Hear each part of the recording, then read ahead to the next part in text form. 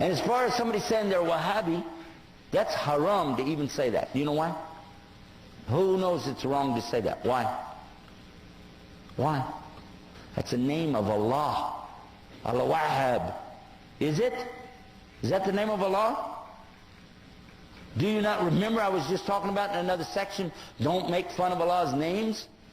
And you're calling somebody a Wahhabi? You can't say it about yourself, and you cannot say it about somebody else. Because it's Allah's name. Don't play with it.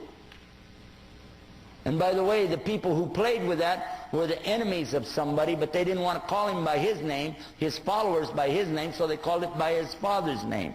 His name, he lived 270 years ago, his name was Muhammad ibn Abdul-Wahab. But they don't call him Abdul-Wahhabis, or bin Abdul-Wahhabis, or Mohammedans, because they know you could catch them in what they're saying. But these were the enemies to this particular scholar and his teachings.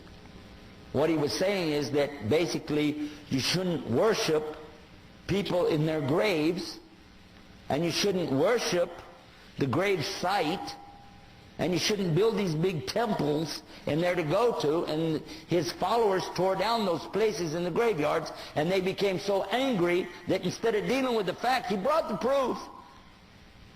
But they didn't like it, so they insulted him, and they wrote books against him, because it messed up their Sufi tariqas.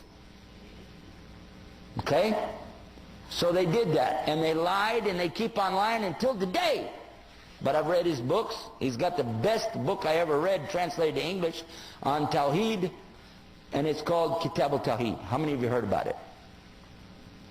Did you find anything wrong in it?